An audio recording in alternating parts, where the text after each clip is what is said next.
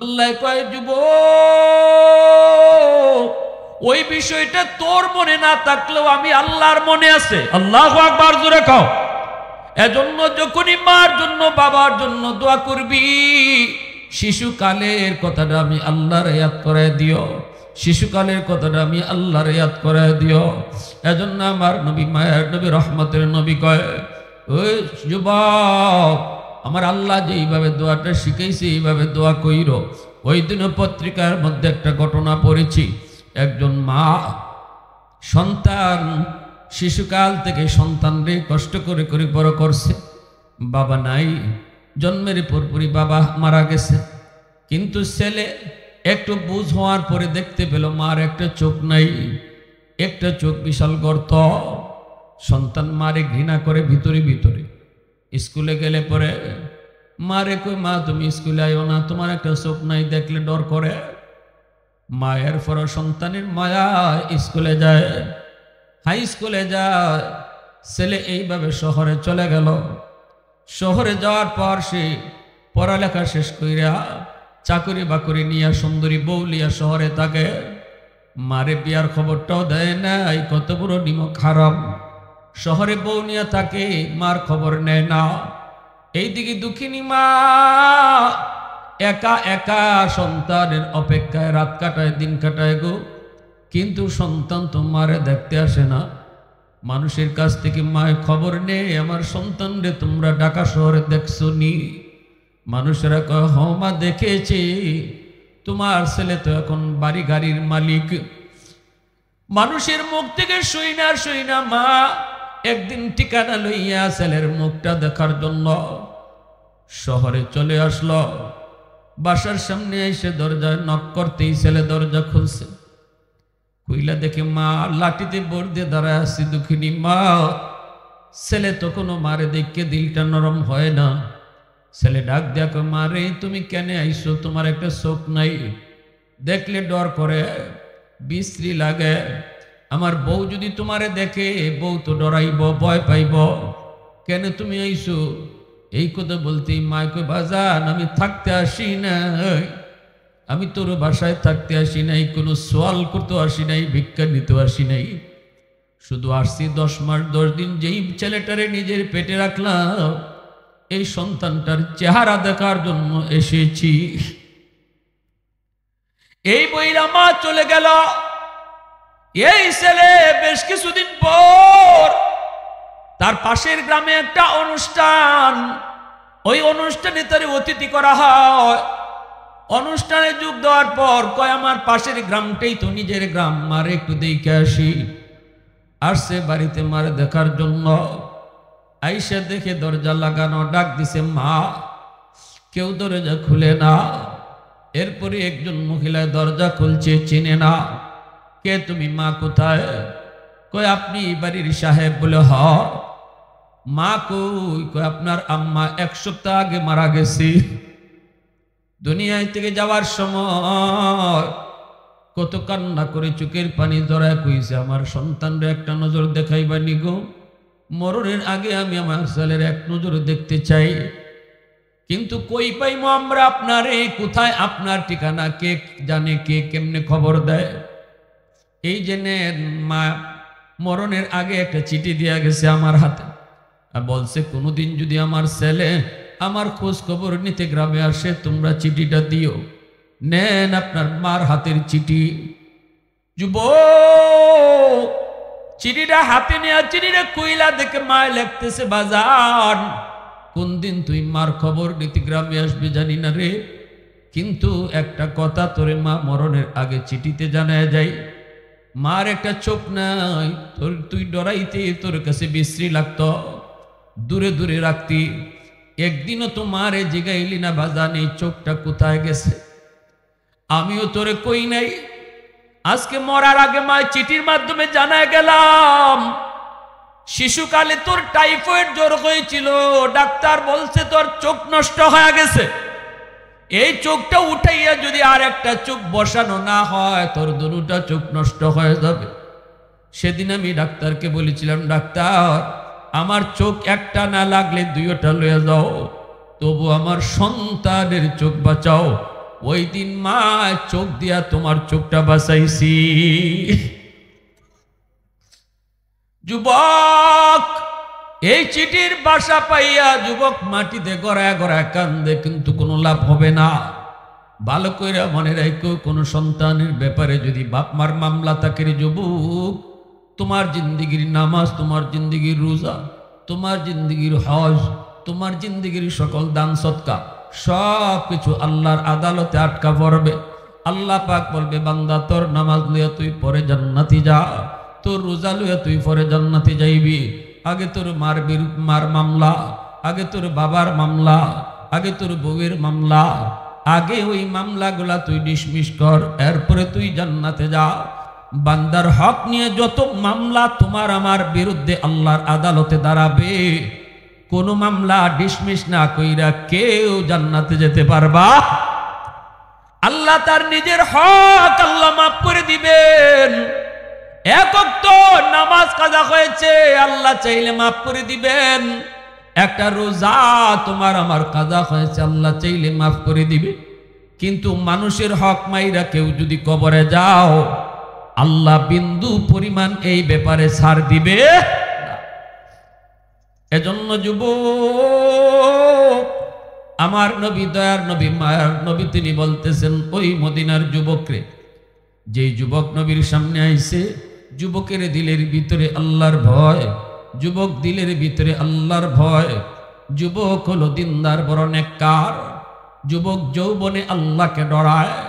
যেই যুবক যৌবনে আল্লাহকে ডরায়, এই যুবক যৌবনেই আল্লাহর ওলি হয়ে যায়। যৌবন কালটা হলো আল্লাহর ওলি হওয়ার বয়স।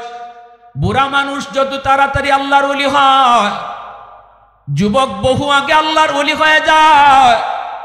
একজন বৃদ্ধ মানুষ না, হাজারো বৃদ্ধ মানুষের সেজদা যদি এক পাল্লায় রেখে দেওয়া হয়, একজন যুবকের সেজদা যদি এক পাল্লায় রাখা হয়, নবী বলেন যুবকের সেজদার পাল্লা ভারী হয়ে যায়। লা ওয়ারআ কাল কাফি আও কামা ক্বালান নবিয়্যু আলাইহিস সালাম। বুড়া মানুষ চাইলেও অনেক গুনাহ করতে পারবে না, কারণ তার শরীরে দেয় না, শক্তিতে কুলায় না। কিন্তু যুবক, তার শক্তি ছিল, সুযোগ ছিল গুনাহ করার। যুবক যদি রমজানে রোজা না রাখতো, কেউ তারে তেমন কিছু কইতো না। বুড়া মানুষ চিন্তা করে, রোজা না রাখে যদি দোকানও খাই, মানুষে কব মিয়া এক পাও কবরে গেছে আর এক পাও দুনিয়ায়, এখনো রোজা রাখো না। কিন্তু একজন যুবক সেই রকম চলতে পারে, তার মতো হাজারো যুবক এমন রোজা রাখে না। কিন্তু এরপরও যে যুবক কয় না না না, মানুষের ডরে আমি রোজা রাখতেছি না, আমি আমার আল্লাহ ডরে রোজা রাখি, ওই যুবক যৌবনে যখন আল্লাহরে ডরাইয়া আল্লাহর হুকুম মানে, গুনাহ থেকে নিজেরে বাঁচায়। অন্ধকারে সুযোগ ছিল যুবকের জিনা করার, এরপরও আল্লাহ ডরে করে না। দরজা বন্ধ, কেউ দেখে নাই, দেখেন কে? একটু জোরে বলেন কে?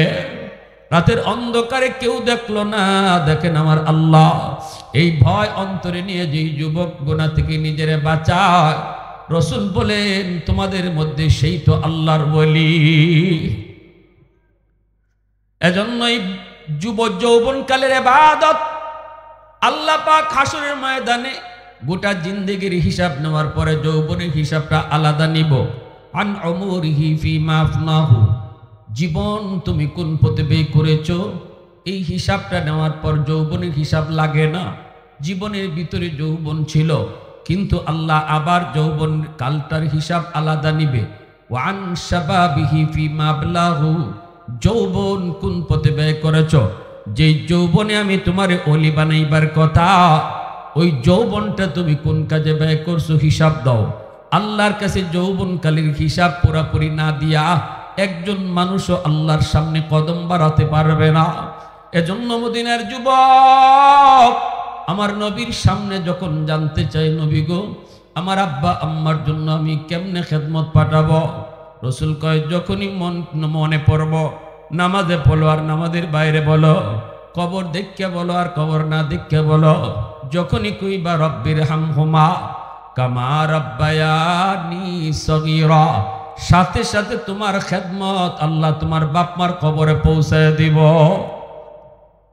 2 নম্বরে নবী বলেন ওয়াল ইস্তিগফারু লাহুমা, মার জন্য বাবার জন্য তুমি বেশি বেশি দান সদকা করবা।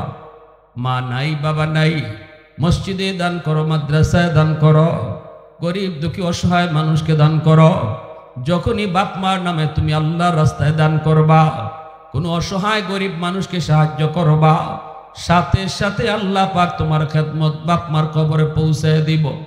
3 নম্বরে নবী বলেন ইনফাজু আহদিহিমা বিম্বাদিহিমা। নবীজি ওয়াজটা করতেছেন একজন যুবকের সামনে রেখা। কয়জন যুবক নবীর সামনে? একটু আওয়াজ দিয়ে বলেন কয়জন? আর বক্তাও নবী একজন, বক্তাও একজন, শ্রোতাও একজন। কিন্তু কত দামি ওয়াজ, কত দামি ওয়াজ নবী শুরু করছেন একজন শ্রোতার সামনে রেখা।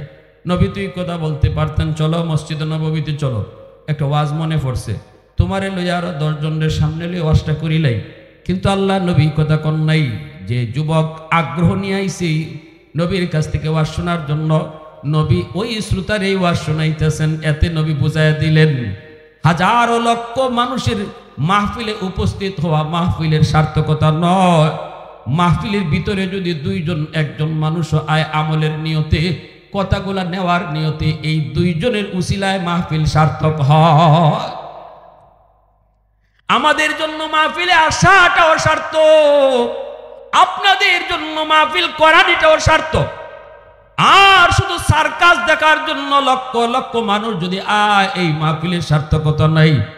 যদি লোক বেশি হলে এই সার্থকতা হইতো। নবী মসজিদে নববীতে যায় ওয়াজ করতেন, একজনের সামনে রেখে নবী ওয়াজটা করতেন। 2 নম্বরে গেল। 3 নম্বর নবী কয় বাপ মার কাছে মানুষের কোনো পাওনা যদি থাকে যুবক, ওই পাওনা তুমি পরিশোধ করে দিও। বাবার কাছে কোনো মানুষের পাওনা, বাবার কাছে কোনো মানুষের পাওনা, মার কাছে কোনো মানুষের পাওনা, যদি এমন কোনো পাওনা থাকে পাওনা পরিশোধ করবা। বাবা তোমার ফুফুদের সম্পদ দেয় নাই, বাবা তোমার বোনদেরকে ঠকায়া গেছে, শুধু তোমার নামে সম্পদ দিয়া গেছে। তোমার বাবা তোমার প্রতিবেশী কারো জমি দখল করে নিছে, ক্ষমতা ছিল, শক্তি ছিল, পয়সা ছিল, এর জোরে সে এদিক সেদিক কইরা কিছু জমি নিজের দখলে নিয়ে নিছে। এই জমিটা লইয়া কিন্তু বাবা কবরে যায় না। আল্লাহর নবী বুঝাইতেছেন যুবক, যদি বাবার কবরের আগুন তুমি নিবাইতে চাও, বাবা যাদের হক নষ্ট করেছে তাদের হকটা তুমি ফিরাইয়া দাও। পৃথিবীতে এমন বহু বাবা পাওয়া যায় যেই বাবা সন্তানের মায়ায় পইরা কিছু ভুল করে গেছে, ঠিক কিনা জোরা কও? ভুলগুলা কি নিজের লাগি করছে? সন্তানের লাগি করছিল, ঠিক না? বোনের হক দেয় না। অনেক ভাই আছে এমন, কয় বাপ মরে যাওয়ার পর বোনদেরকে হক দেয় না, অথচ বোনের হকটা ধার্য করেছেন কে? আল্লাহ পাকের ধার্য করা সম্পদ, আল্লাহ পাকের ধার্য করা বন্টন, সেই বন্টন মতো বোনদেরকে সম্পদ দেয় না। আরো ডর লাগায়, কয় যে ব্যক্তিতে বাপের বাড়ির সম্পদ নিছে, নেওয়ার লগে লগে বাপের কবর ফাইটে গেছে, দেয় বোনকে ডর লাগে। আর মেয়েরা তো স্বাভাবিকভাবে বাবার প্রতি দরদি থাকে, ঠিক না? চিন্তা করে কয় কি আমার ভাইয়ে আমার আব্বার সম্পদ নিলে আব্বার কবর ফাইটে যাইব, ভাই আমার সম্পদ লাগবে না, ভাই তুমি খাও। আবার কিছু ডাকাইতে মার্কা ভাই আছে, কয় তুই যে বাপের বাড়ির সম্পদ নিয়ে যাইবে বেড়াইতে আইবি না। তো যে মহিলা স্বামীর বাড়ি যত উন্নতই হোক, লন্ডন তা হোক আর আমেরিকা তা হোক, জামাইয়ের সাথে বাপের বাড়ি যেটা গেরামর, গাড়ি যায় না, ফেক ব্যাঙ্গে যাওয়ান লাগে, এই বাড়ির মায়া কোনোদিন বলতে পারে না? আজ থেকে লাগে যখন আমি দেখছি বুড়াও এগেলি গাও মহিলারা বাপের বাড়ির টান থাকে, বাপের বাড়ির টান থাকে, বুড়োই গেলি গো। তো যখনই কয় তুই যে বাপের সম্পদ নেবে বেড়াইতে আইবি না, ডর লাগি জায়গা। কয় ভাই এটা কি কো? ভাই আমি বেড়াইতে আইব না, আমার আর জায়গা কই ভাই, আমি যাইমু কই? আমি স্বামীর বাড়িতে থাকবো বছরের পর বছর, বছরে একবার একটু বাপের বাড়ি আইতে তো মন চাইবই, আইমু নানি। কতে তুই যদি আইবে হইতে সম্পদ নিবে কেন? দিছেনি ফেস লাগাইয়া। আচ্ছা আমি বলি আপনারে, আপনারা যে ভাই এই কথা কয়, এই ভাই মাঝে মাঝে বইনের বাড়িতে বেড়াইতে যায় না? বইনের বাড়ি বেড়াইতে যাওয়ার লাগে কি আগে জমি রাখন লাগে? কি আপনারা মাঝে মাঝে বেড়াইতে যান না কারো বাড়িতে? বেড়াইতে গেলে কি জমি রাখন লাগে কেন? জমি সে যে কইলো যে বেড়াইতে আইবি না, মানে বেড়াইতে আইতে হইলে আগে জমি রাখতে হইব। এই ধরনের কথা কইয়া কইয়া যে সমস্ত ভাইয়েরা বইনদের সম্পদ দখল করে খাইছো, মনে রাখ কবরে যাওয়ার লগে লগে শুরু হইছে আগুন। শুরু হইছে আগুন। ভাই হইয়া ভাইয়ের সম্পদ তুমি হক মারছো, ভাইয়ে তোমার বিদেশ থেকে টেকা দিছে, আর তুমি এই টেকা দিয়া সব জমি নিজের নামে রাখছো। আওয়ার লগে লগে ইবাই হিবাই 9-6 হিসাব দিয়া বাইরে বুঝ দিয়া দিছ। বুঝ দিতা পারবা দুনিয়ার মানুষে, কিন্তু যখন উফরে আসেনি না নাই আল্লাহরে বুঝ দেওয়া সম্ভব 9-6 কইয়া? এজন্য আল্লাহ রসুল কইতেছে, মা বাবার কবরে যদি কোনো সন্তান কিছু ফাটাইতে চাও, খেয়াল করে দেখো বাবা কারো হক নষ্ট করছে কিনা।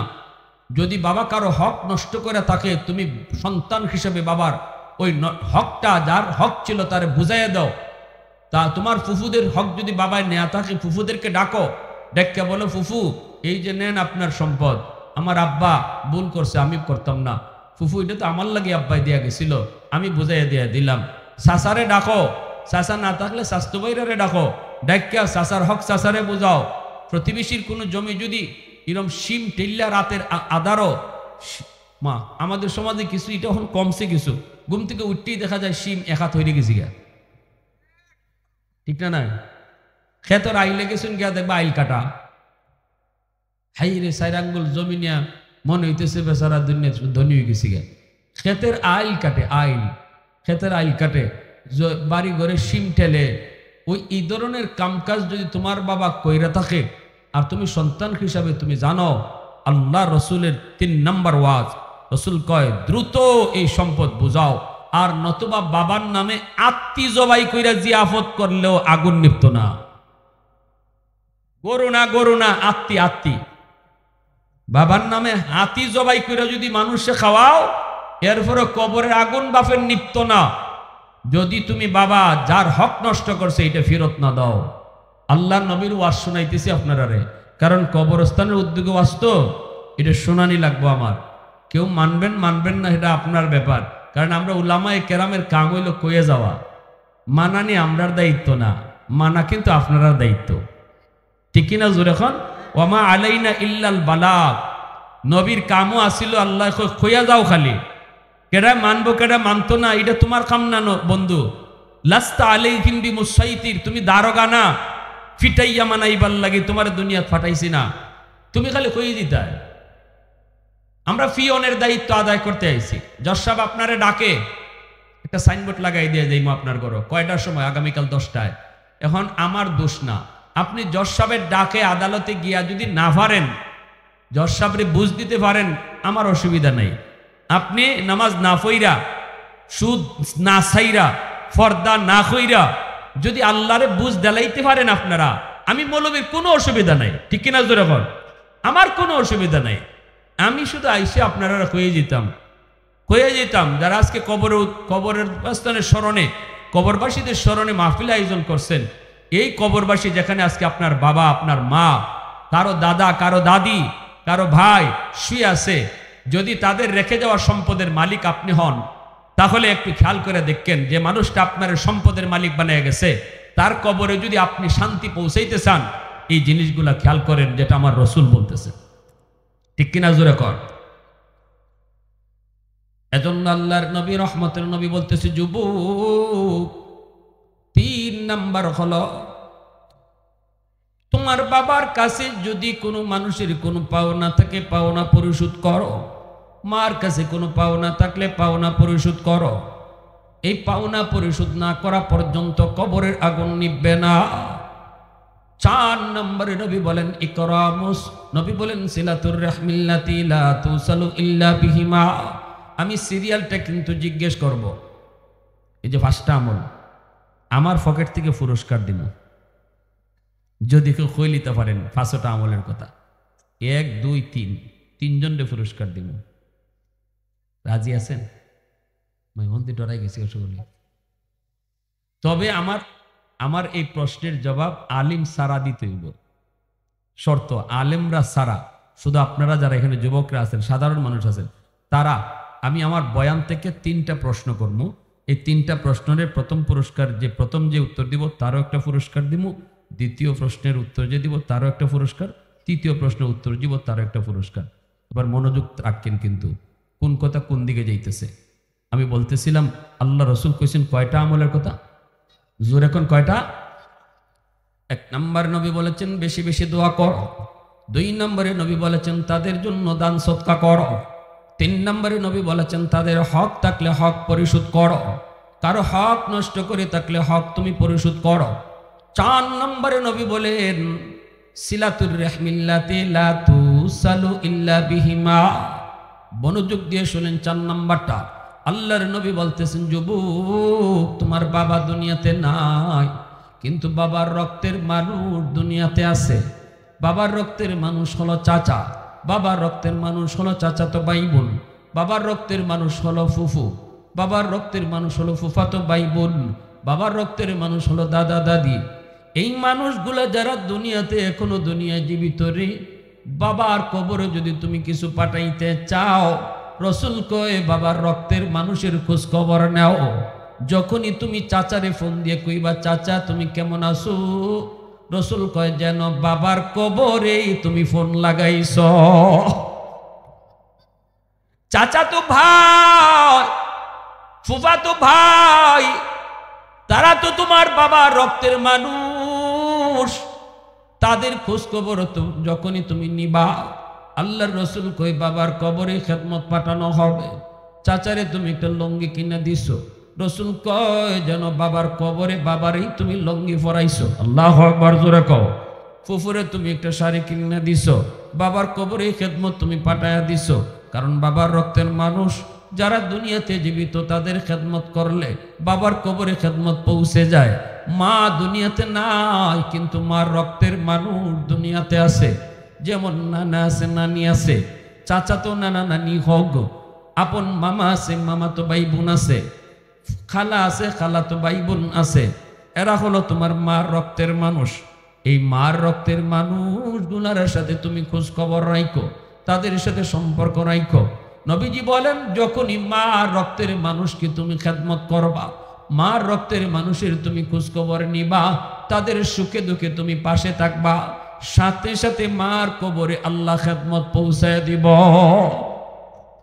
মার বোন খালা ফোনটা দিয়া কইছো খালা, খালা তুমি কেমন আছো?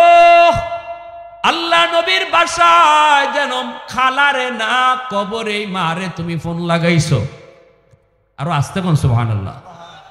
মার কবরের জন্য তুমি ফোনটা লাগায় কইছো মা তুমি কেমন আছো। আমার নবীর কথা বিশ্বাস হয় না? তাহলে আওয়াজ দেন না কেন আপনারা? বিশ্বাস হয় না? কথাটা কার? নবীর কথা। কথা কার?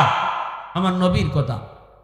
এজন্য বলি একটু মন দিয়ে শুনেন, মা বাবা দুনিয়াতে নাই, অথবা মা নাই বাবা নাই, তাদের রক্তের মানুষ কারা দুনিয়াতে আছে এদের খোঁজ খবর নিতে হয়। আমি তো বলি এখন তো আলহামদুলিল্লাহ অনেক সহজ, এখন তো কারো বাড়ি করে গিয়ে খোঁজ খবর নেওয়ান লাগে না। মোবাইলে আমাদেরকে যেমন কিছু ক্ষতির মধ্যে ফেলাইছে, কিছু লাভও আছে। মোবাইলের মাধ্যমে আমি আপনি আত্মীয় স্বজনের খোঁজ খবর নিতে পারি। আমি বলবো একটা ডায়েরি করেন, ডায়েরির মধ্যে আপনি আত্মীয় স্বজনের নাম লিখেন, নাম লিখে ডান পাশে নাম্বার লিখেন, নাম্বারটা লিখে আপনি রাখেন, উপরে লিখেন আমি 1 সপ্তাহ প্রতিদিন না পারতাম না, সপ্তাহে 1 দিন এই নাম্বারগুলাতে ফোন দিয়ে খবর নিব, অথবা 15 দিন পর পর এই নাম্বারগুলাতে ফোন দিয়ে খবর নিব। আপনি 15 দিন পর মোবাইলে কিছু টাকা ঢুকাইয়া এই নাম্বারগুলা নিয়ে আপনি ফোন দিয়ে বলতেছেন খালা, মামা, খালা তো ভাই বোন, নানি আছে, নানা আছে, খালা তো বইন আছে, খবর নিলেন। এরে ভাই ফোন দিলে আপনি তার কাছে ফোন দিয়া বালা বড়া জিজ্ঞেস করলে আপনার কাছে টাকা পয়সা চাইতো না, ঠিক না নি? সবাইকে টাকা পয়সা চাইবার লেগে বই থাকে, অন্তত খালি ফোন দিয়া কিরে তোরা কেমন আছো, কি দিনকাল কেমন যাইতেছে, এই যে একটা খোঁজ খবর নিছেন, এই যে একটা খোঁজ নিছেন, এতে আপনার খালা তো ভাই খুশি হয়ে গেছি গা, আমার ভাইটা অত বড় এরপরও সে আমার খোঁজ নিতেছে, তার দিলটা খুশি হয়ে গেছি গা। আমার রসুল কয় তোমার খালাতো ভাই তোমার মার ব্লাডের, মা কবরে, কিন্তু আল্লাহ এই খবরটা মার কবরে লগে লগে পৌঁছে যাবে। মার কবরে শান্তি পৌঁছে, খালাতো ভাই খালার দিলটা খুশি, এদিকে কবরে মার দিল খুশি। আল্লাহু আকবার। 4 নম্বরে 5 নম্বরে আল্লাহর নবী বলেন ইকরামু সাদিকিহিমা মিন বাদিহিমা। 5 নম্বরে নবী বলেন মা নাই বাবা নাই, কিন্তু তুমি দেখো মার বন্ধু বান্ধব, মার বান্ধবী দুনিয়াতে কারা আছে? বাবা দুনিয়াতে নাই, কিন্তু বাবার বন্ধু বান্ধব কারা আছে দুনিয়াতে? বাবা কাদের সাথে চলতো? মা যেই মহিলাদের সাথে চলতো, যেই মহিলারা মার পাশে আইসা গল্প করত, এরা দুনিয়াতে আসেনি না নাই? বাবা যাদের সাথে দোকানে বসে চা খাইতো, বাবা যাদের সাথে সময় ব্যয় করত, তারা দুনিয়াতে কেউ আসেনি না নাই? যদি বাবার বন্ধু বান্ধবকে তুমি পাও, আল্লাহর নবী বলেন ওই বাবার মতোই তুমি তারে শ্রদ্ধা কইরো। যখনই ওই বাবার বন্ধুকে তুমি বাবার মতো শ্রদ্ধা করবা, সাথে সাথে খেদমত আল্লাহ বাবার কবরে পৌঁছায় দিব। এজন্য বাবার বয়সী মানুষের সাথে বেয়াদবি কইরো না। বাবার বয়সী মানুষের সাথে বেয়াদবি করলে বাবা কবরে কষ্ট পায়। আর বাবার বয়সী মানুষের সাথে তুমি যদি সুন্দর আচরণ করো, তাহলে বাবা কবরে শান্তি পায়। যখনই বাবার কোনো বন্ধুরে কইবা চাচা আব্বা দুনিয়াতে নাই, এখন আপনারও আমরা দেখি না, আব্বা থাকলে তো আমাদের বাড়িতে কত যাইতেন, চাচা আসেন না আমাদের বাড়িতে একটু চা খায়া যান, চাচা আসেন না একটা চা খায়া যান, চাচার একটা চা খাওয়াইলেন, ঈদের সময় একটা লঙ্গি কিনে দিলেন। আল্লাহর নবী কই যুবক, যেন বাবার কবরে তুমি বাবার এই লঙ্গি পরায়া দিছ। এই কথাটা আমার নবী আরো সুন্দর করে বুঝাইছেন। নবীজি একদিন আম্মাদান আয়েশা সিদ্দিকা রাদিয়াল্লাহু তাআলা আনহাকে নিয়া নবীজি খাইতে বসছেন। নবীর সামনে অনেকগুলা রুটি। আল্লাহর নবী রুটিটা দেইখা নবী খাইতে পারেন না। নবীজির চোখ থেকে দর দর করে পানি পড়ে। আল্লাহর নবী কান্দেন। আম্মাদান বলতেছেন নবী গো আপনি কান্দেন কেন? নবী বলতেছেন আয়েশা তোমরা আমার সুখের দিনের স্ত্রী, কিন্তু আমার খাদিজা ছিল আমার দুঃখের দিনের স্ত্রী। আমার খাদিজার সামনে আমি কোনোদিন এতগুলো রুটি নিয়ে হাজির করতে পারি নাই। আজকে তোমার আমার সামনে এত রুটি, এই রুটিগুলি দেখে আমার খাদিজার কথা মনে পড়ে গেছে গো। কেমনে খাই কেমনে খাই, যাও একটা রুটি আমার খাদিজারে দিয়ে আসো। আম্মাদান আয়েশা সিদ্দিকা রাদিয়াল্লাহু তাআলা আনহা বলেন নবী গো আপনার খাদিজা তো কবরে শায়িত, কেমনে আমি রুটি দিব, কেমনে তার রুটি খাওয়াবো? মায়ার নবী চোখের পানিটা মুইসা নবী বলতেছে আয়েশা আমার খাদিজা যদিও কবরে শায়িত, কিন্তু খাদিজার একজন বান্ধবী এখনো দুনিয়াতে জীবিত আছে, নাম হলো নাফিসা। এই নাফিসারে একটা রুটি যদি তোমরা খাওয়াও, আমার খাদিজার এই রুটি খাওয়ানো হলো। والليل মেঘে জুলফে মোহাম্মদ কা তরন্নুম, والشمس में रुखसाराए अहमद का तरन्नुम, والفجر में है सुबह रिसालत की बशारत, والعصر में है दौर नबूवत की बशारत, हर फूल में है रूय मदीना का तबस्सुम, शाखों की लचक में बेक़दा का तकल्लुम, यासीन से मौला ने कभी उनको पुकारा, हामीम कभी और कभी तासीन इशारा, ये रमज़ों के कुछ आशिक माशूक के माबैन, समझा है जिन्हें खल्क में एक सरवर कौनैन, समझा है जिन्हें खल्क में एक सरवर कौनैन। मुसलमाনের आवाज़े को अल्लाहु अकबर, आरो जोरे को अल्लाहु अकबर। আমার ভাইরা বন্ধুরা, এজন্য বলতেছিলাম রে যুবক, আল্লাহর নবী রহমতের নবী ওই মদিনার ওই যুবক, যেই যুবক মদিনার একটা প্রসিদ্ধ গোত্র বনু তামিম গোত্রের যুবক, এই যুবককে নবীজি খবর এই ওয়াজটা শুনাইলেন। এরপরে নবীজি বললেন জানোনি যুবক, বাপ মার নামে মসজিদ মাদ্রাসায় দান করো। জুনাইদ বাগদাদি একদিন ঘুমায় রইছেন, স্বপ্ন যুগে দেখতে পেলেন একজন জাহান্নামী চেহারার একজন মানুষ ওনার সামনে হাজির। জুনাইদ বাগদাদি বলতেছেন, কে গো তুমি, কি তোমার পরিচয়? লোকটা কয়, হুজুর আমি আপনার গ্রামেরই একজন মানুষ, অনেক দিন আগে আমার মরণ হয়েছে, কবরের মধ্যে আমি আগুনে ফুটতেছি, জাহান্নামের কষ্ট আমার কবরে। আল্লাহ আমাকে জানাইছে দুনিয়াতে আমার একটা মেয়ে, ওই মেয়েটাকে যদি একটু আপনি যে এখন মেয়েটাই যদি আমার নামে দান সদকা করে, আল্লাহ বলেছেন এই দানের উসিলায় আমার কবরের আযাব মাফ করে দিবে। জুনাইদ বাগদাদি ঘুম থেকে ওইটা মেয়েটার খবর নিতে চললেন। মানুষেরা কয়, হুজুর এই মেয়েটার চরিত্র ভালো না, ওর কাছে আপনি যায়েন না। জুনাইদ বাগদাদি কয়, না, যে কোনো মূল্যে মেয়েটার কাছে আমার যেতে হবে গো, কারণ জরুরি একটা খবর। নদীর পারে যায় তিনি মেয়েটারে পেয়ে গেলেন। জুনাইদ বাগদাদি কয়, মা গো আমি একটা খবর নিয়ে এসেছি। মহিলায় কয়, মেয়েটায় কয়, কার খবর? কয়, তোমার আব্বার। কয়, আমার বাপের আবার কি খবর? বাপ তো কত আগেই মরে গেছে, কত আগেই তো বাপ মরে গেছে। জুনাইদ বাগদাদি কয়, ওই বাপের খবর আল্লাহ আমাকে স্বপ্ন যুগে দেখাইছে, জাহান্নামের আগুনে আছে সে কবরে, কিন্তু আল্লাহ তার একটা খবর দিছে, তুমি তার একমাত্র সন্তান, আজও পর্যন্ত বাবার নামে কোনো দান সদকা করো নাই, আল্লাহর কাছে একটু হাত উঠাও নাই। যদি তুমি তোমার বাবার নামে একটু দোয়া করো, দান সদকা করো, এর উসিলায় আল্লাহ তোমার আব্বার কবরের আযাব মাফ করে দিবে। এজন্যই সন্তান হলো বাপ মার জন্য সদকায়ে জারিয়ার। যুবক, দিন শিখায় যাও, নামাজি বানায় যাও, সন্তানটারে আলেম বানাও, সন্তানটারে হাফেজ বানাও। কবরে বাপ মার যদি আযাব হয়, সন্তান যদি নেককার হয়, ওই নেককার সন্তানের উসিলায় আল্লাহ বাপ মার কবরের আযাব আল্লাহ মাফ করে দেয়। এজন্য সন্তানরে দিন শিখায় যাও।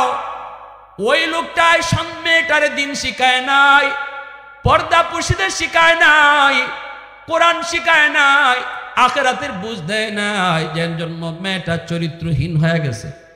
জুনাইদ বাগদাদি কথা বলার পর এইবার মেয়েটাই কয়, কোন কি আপনি দান সদকা করলে আব্বার কবরে আগুন নিবি যাইব? বলে হ। সাথে সাথে এক মুষ্টি পানি হাতের মধ্যে লইয়া জুনাইদ বাগদাদির দিকে ঢিল মারছে। নেন, এই পানিটা আমার বাপের লাগে সদকা করলাম। জুনাইদ বাগদাদি সাথে সাথে বডিটা সরায় ফেলছেন, পানিটা ওনার শরীরে পড়ছে না, মাটিতে পড়ছে। মনের ভিতরে বড় কষ্ট নিয়ে তিনি চলে গেলেন।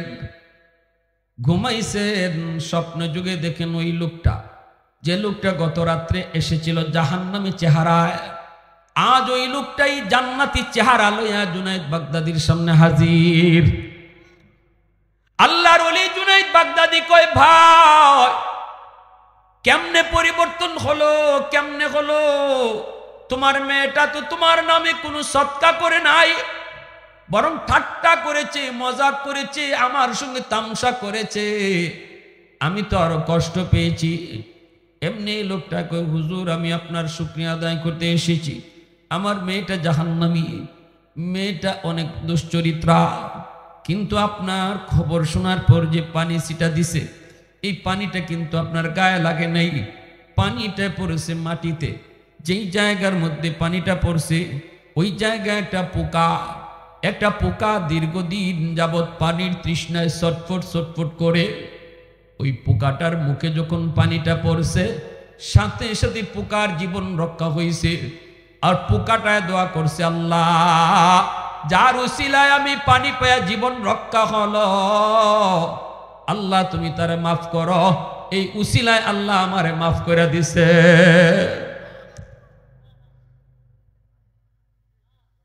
সন্তান দান করছে না, কিন্তু উসিলা বানাই দিছে আল্লাহ এই ছোট্ট একটা পোকার দোয়াকে। সুবহানাল্লাহ, জোরে বলেন। প্যারে হাজিরিন, এজন্যই আল্লাহ রাসূল সাল্লাল্লাহু আলাইহি ওয়াসাল্লাম কইছে, বাপমার কথা ইয়াদ হইলে বেশি বেশি বাপমার জন্য তুমি দান সদকা করো, মসজিদ মাদ্রাসায় গরিব মানুষকে, তাহলে আল্লাহ ওই দানের খবর বাপমার কবরে আল্লাহ পৌঁছে দিব। জুনাইদ বাগদাদি কেটা জানেননি? উনি বাগদাদের বহুত বড় একজন কুস্তিগির আসলা, এই কথাটা কই শেষ দিচ্ছি বয়ান। জুনাইদ বাগদাদি বহুত বড় একজন কুস্তিগির, উনি এরকম আল্লাহর ওলি ছিলেন না। ওই জুনাইদ বাগদাদি কুস্তিগির করে করে জাতীয় পর্যায়ে বীর হইছেন। আজকে ওনারে সরকার পুরস্কৃত করব। তিনি বাগদাদের সবচেয়ে বড় বীর, ওনার সাথে কেউ কুস্তিতে পারে না। পুরস্কার দেওয়ার আগে বাদশাহ কইছিল, আসনি জনগণের ভিতরে এমন কেউ সরকারি একটা মেডেল দেওয়া হবে জুনাইদকে, কেউ কি এমন আসো শেষমেশ জুনাইদের সাথে কুস্তি করবা? যদি করো তাহলে সুযোগ আছে, আর নতুবা জাতীয় বীর হিসাবে তারে আমরা খেতাব দিব, এখন এক স্বর্ণের মেডেল দিব। সাথে সাথে একজন বুড়া মানুষ, আর তো পারেন না, শৈল্য শক্তি নাই, এই বুড়া মানুষটা দাঁড়ায় কইতেছে, ঝাপনা জুনাইদের সাথে আমি কুস্তি করব, হাঁটবার শক্তি নাই। তো সব মানুষ তো অবাক হয়ে তাকাইছে, ঘটনা কি? হুশ আসেনি তোমার? 100% হুশ আছে। জুনাইদের সাথে তুমি কুস্তি করবা, যদি মইরা যাও রিস্ক নিব কেটায়? আমার রিস্ক আমি নিব, কাগজ কলম আনেন, কারো রিস্ক নিতে হইব না, আমার রিস্ক আমি, কুস্তি আমি করব। তখন দেখা যায় সব মানুষ অবাক, সেই রকম নিজের রিস্ক নিজে নিয়া জুনাইদ বাগদাদির সাথে কুস্তি করার জন্য মাঠে হাজির হয়ে গেছি গা। হাজার হাজার দর্শক গ্যালারিতে, মাঠের মধ্যে জুনাইদ বাগদাদি কুস্তি করবো কেডায়? একজন বুড়া মানুষ, ঠিকমতো আটার শক্তি নেই। এখন মানুষ দেখতেছে, দুইজন আস্তে আস্তে কাছে গেছে পরেই কুস্তি লাগার আগে তো একটু কথা হয়, তো বুড়া মানুষটা যায় কইতেছে, জুনাইদ আমারে চিনো? না আমি আপনার চিনি না। তো আপনি কোন সাহসে আইছেন আমার সাথে কুস্তি করতেন? জুনাইদ বাগদাদির এই বুড়া লোকটা কয়, তুমি আমারে চিনলে সেলুট দিবাই। জানো জুনাইদ, জীবনে তো বহু মানুষে হারাইছো, আজকে আমার সাথে তুমি পারবা না, কারণ আমি আমার নবীর বংশের একজন মানুষ, আমি তোমার নবীর বংশের একজন মানুষ। আমার পরিবার আজকে 3 দিন যাবত না খাইয়া, আমার বাচ্চাগুলি উপাস। নবীর বংশের হওয়ায় কারো কাছে সাহায্যের হাত পাততে পারি না, এটা আমার রসুলের নিষেধ। অতএব যদি আজ নবীর বংশের ইজ্জতের খাতিরে তুমি নিজে নিজে হারো, তাহলে নবীর বংশের কয়েকজন মানুষের পেটে খাদ্য জুটবে, তাদের মুখে হাসি ফুটবে।